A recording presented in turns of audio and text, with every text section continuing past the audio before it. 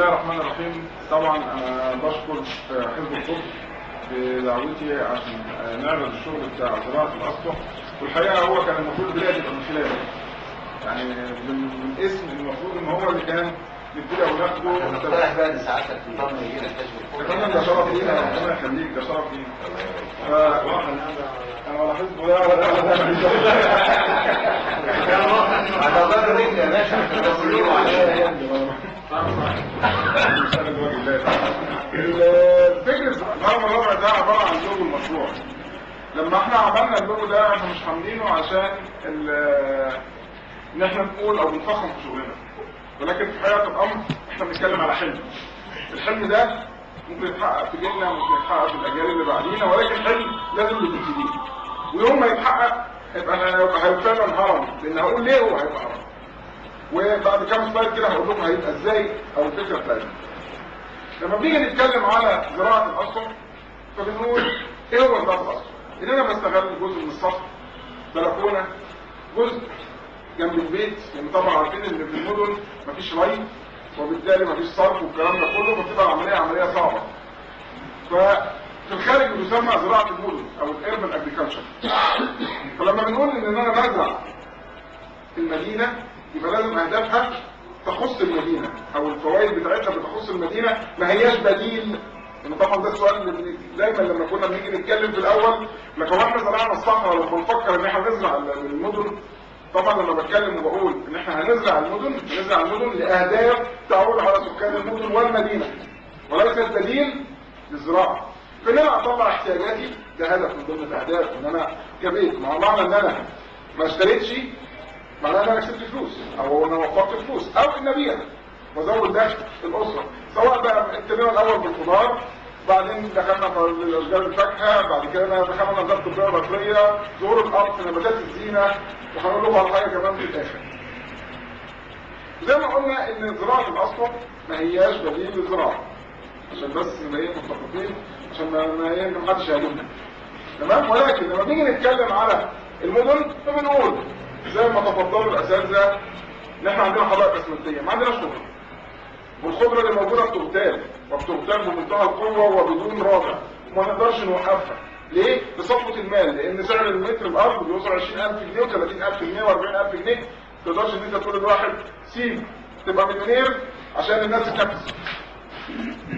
بالاضافه ان طبعا درجه الحراره بترتفع، عدد السيارات زاد، المصانع واللي بتلبسوا في المدينه، تمام، بالاضافه للزباله، كل ده بيؤدي الى ان انا تلوث الهواء اللي بيؤدي الى الامراض الصدريه، امراض الجهاز التنفسي، الفشل الكلوي، والعياذ بالله السرطانات، لدرجه ان احنا حاليا بنجمع فلوس عشان نعمل مستشفى سرطان للطفل، دليل على ان الطفل بيتولد وهو عنده سرطان.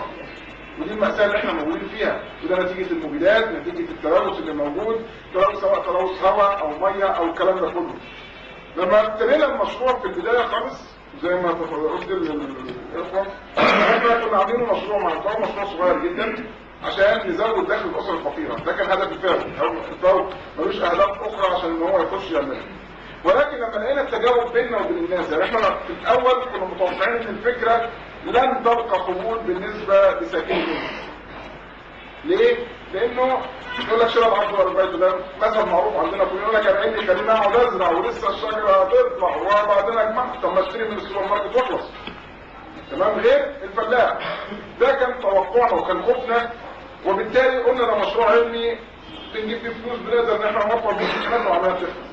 مع اول دوره تدريبيه عملناها وكانت من خلال المشروع، كان المطلوب ان احنا عندنا 10 دورات تدريبيه. المفروض ان احنا نجيب 300 واحد، كان بالنسبه لنا العمليه صعبه جدا. هنجيب 300 واحد ازاي وهنقول له تعالى ازرع؟ مع اول دوره تدريبيه فوجئنا بطوفان من الناس واقبال غير متوقع، احنا ما توقعناش، لدرجه ان احنا ذهلنا، لدرجه خلصنا عملنا 13 دوره تدريبيه في القاهره واسكندريه، وكان عندنا 300 واحد ميتنج ليست، لدرجه بقينا بنتشتم، واصل هكوسه، واصل مش عارف ايه، اصل انتوا بتتقوا الناس اللي على مزاجكم، تمام؟ بالرغم ان احنا كنا في الاول لما لقينا الاقبال دوت ولقينا ان الصوره اللي الناس ده، احنا بصراحه من جوانا حسينا ان حرام نضيع حاجه تجمع الناس مع بعض. وبالتالي خلص المشروع من سنة 2002 وما زلنا لنا في 2007 وشغالين بالجهود الذاتية بمجهودنا الشخصي على اساس ان احنا الفكرة خسارة هتضيع، لان ياما مشاريع ابتدت وانتهت ومحدش حس بيها، ولما النية بتخلص ربنا بيبعت اللي يساعدك. ففوجئنا الاذاعة والتلفزيون والجرايد والمجلات والفضائيات كل دول نزلوا على الموضوع وهم اللي بيجروا ورانا مش احنا اللي بنجري وراهم، ما دفعناش ولا مليم. لدرجة احد الاساتذه عندنا في الكليه بص لقيته بيقول لي انت اكيد معاك مشروع ب 50 مليون دولار. قلت له يعني هو ده شكل واحد معاه 50 مليون دولار؟ تمام، لانه قال لك استحاله الصحافه وكل الكلام ده كله بيجي ويعمل ده من غير ما تدفعه، ولكن دي كانت من عند الخالق سبحانه وتعالى. فكانت طريقه الامل اللي خلتنا بقى نطور الموضوع بتديني كميه اكسجين تكفيني كشخص طول العام. الله، يبقى انا لو قلنا عندي مبنى عمارة والعمارة متوسطها 200 متر بيسكنها حوالي 60 شخص، لو انا زرعت السطح بتاعها مش هتدي اكسجين تكفي للناس اللي ساكنه في البيت؟ طب لو كل عمارة يبقى احنا مش محتاجين فدادين عشان اطلع الاكسجين للناس. طب ايه فايدة الاكسجين؟ ايه اهميته؟ ايه تأثيره على سلوك الناس؟ ابسط مثال، خلي واحد نازل يصلي الفجر الصبح، شوف الناس الصبح مع بعضها شكلها ايه؟ تلاقيه مبسوط وبشوش وبيسلم على دوت وبيرحم دوت وبيضحك مع دوت. هننقل نفس الاشخاص عشان ما نقولش ان تاثير البيئه وقت الضوئيه وخصوصا في اشهر يوليو واغسطس تلاقي جدي ده كده بيشتم ده وبيسب ده وبيلعن دوت. ليه؟ يقول لك انا مخنوق. الخنقه دي نتيجه ايه؟ زياده ثاني اكسيد الكربون والملوثات ونقص الاكسجين ده في وقت الضوئيه وخصوصا في الميادين. طب هنجي نشوف من ناحيه الصحه. يمكن احنا معانا ستات طول النهار الام وراها تجري ورا ابنها عشان تاكله ومش عايز ياكل، صح؟ طب لو خليته جنينه وطلعته ايه اللي هيحصل؟ هياكل هو يجي يقول لها اديني اكل. طيب لما ياكل اكل وياكل اكل متزن في الحاله ديت صحتها تبقى كويسه ولا وحشه؟ احنا بنتكلم من الصحه من البدايه مش بنتكلم من النهايه. تمام؟ يبقى عمليه الاكسجين دي عمليه ما هياش رفاهيه. يعني زمان لما يمكن نقول من 10 سنين فاتت لما واحد كان يجي يتكلم على البيئه كان بيعتبر ايه يا عم اللي انت بتتكلمه دوت؟ ايه الرفاهيه اللي انتوا بتتكلموا عليها ده؟ لما نلاقي الاول اكل. لا، ده البيئه اهم من الاكل واهم من الشرب. ودي حاجه مهمه جدا. يمكن لو احنا شفنا سبحانه وتعالى خلى الاكل بفلوس. مفيش اكل ببلاش. تمام؟ في رخيص وفي غالي وفي متوسط عشان كل واحد يقدر ياكل. الميه في منها ببلاش ومنها بفلوس. يعني ازازه الميه دي بفلوس. تمام؟ ممكن انا اروح لغايه النيل واشرب الميه ببلاش وفي سبيل. ليه؟ لان الاكل اقدر اقعد اسبوعين ما اكلش. الميه ممكن اقعد 3 ايام ما اشربش. لكن الهواء خلاه في حد خلاه بفلوس لانه ما يقدرش يستنى دقايق من غير هواء. يبقى الهواء ده مسؤوليتنا ان احنا نحافظ عليه. ان احنا مش نلوثه، ما هواش حاجه عشان ببلاش او ما بوظه. يعني اي واحد بيبقى عربيته بتدخن وهو ماشي هو بيجري مش في حق نفسه بس، ده في حق الاخرين. لان هو بيسمم لهم الهواء ويسمم البيئه اللي موجوده ويأذي ولاده.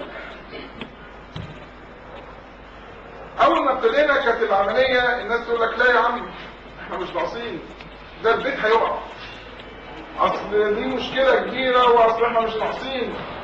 تمام؟ طيب لما لقينا برضه على الانترنت لقينا، ودي الحاجات اللي خلتنا اتحفزنا ان احنا نشتغل وبمنتهى الامانه اللي انا هعرضه في البرزنتيشن دوت ما هياش افكار، دي افكار الناس اللي احنا اتعاملنا معاهم. التجاوب اللي كان بيحصل بكل ندوه، يعني احنا الحمد لله من حوالي يمكن 85 ندوه عملناها على مستوى الجمهوريه في هذا الموضوع، وعملنا حوالي يمكن 30 او 35 دوره تدريبيه. برضه التفاعل اللي كان بيحصل هو اللي تبص تلاقي الفكره، هقول لكم على كل حاجه الفكره دي ممكن اعمل بيها كذا، ممكن تستخدم في البيزنس، ممكن تستخدم في الطريق، في حاجات كتيره جدا بنيجي احنا نقولها للناس تقوم تطلع افكار جديده وهكذا. عشان كده المشروع حيوي وعمال يكبر وعمال يكبر لانه بيلاقي رغبات الاخرين. فلقينا ان على الانترنت ان زراعه سطح البيت بيوفر 25% من تكلفه التدفئه و50% من احتياجات التبريد. ازاي؟ انا لما اعمل مسطح اخضر الدور اللي موجود او الشقه اللي موجوده تحت السطح مباشره ايه اللي بيحصل؟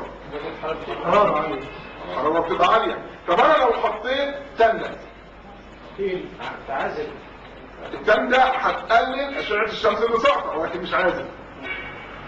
عشان برضه هقول لك دي وايه الفرق بتاعها. التندة هتخفض شوية درجة الحرارة ولكن مش هتخفضها كتير. لكن النبات فيه ميزة تانية. عارفين التكييف الصحراوي؟ انا عندي وسط زراعي وبيبقى فيه ميه. لو احنا نشوف بتاع القهوه او بتاع المحل بيجيب خرطوم ويرش في وقت العصريه، تبص تلاقي فيه هواء طالع سخونه والحراره بتنزل. هو في حالات عمري بيعمل ايه؟ الميه بتنزل على الارض عشان تتحول من الحاله السائله الى الحاله الغازيه، بتمتص حراره. تاخدها منين؟ تاخدها من الارض، وبالتالي هي بتمص الايه؟ الحراره. نفس القصه، الميه اللي الشمس بتنزل بتلاقي في وسط زراعه وفي ميه. الميه دي بتتحول للحاله الغازيه، فتخلي البيئه بتاعت الزراعه او وسط الزراعه سائع. فالتندة اللي تحتيه او الهواء اللي تحتيها نتيجه انه سائع هيحصل ايه؟ هيبرد. وده يمكن احنا قسناها بدرجه الحراره وهنقولها بعد شويه. لا هي كمان الحاجه الثانيه ان في مدينه شيكاغو لو زرعوا سطح مدينه شيكاغو بالكامل هيوفر من تكاليف التبريد والتدفئه 100 مليون دولار. ده بس التبريد والتدفئه 100 مليون دولار، ده مبلغ كبير جدا. هنيجي نشوف الموضوع هنا ايه اللي بيحصل. عندي هنا صوره سطح عادي وهنا سطح مزروع. عندي حاجتين بتيجي على السطح، الشمس والمطر. عشان برضه دي النقطه اللي الناس بتهاجم فيها. المطر لما بتنزل يا اما بتقع على السطح وتتبخر، يا اما جزء منها بيبتدي يخش تحت العزل ويبتدي ايه؟ ينشع. تمام؟ الحاجه الثانيه اشعه الشمس، يا اما بيمتصها الاسمنت ويدخلها جوه ويخلي درجه الحراره عاليه، يا اما بيمتصها ويعيد اشعاعها تاني.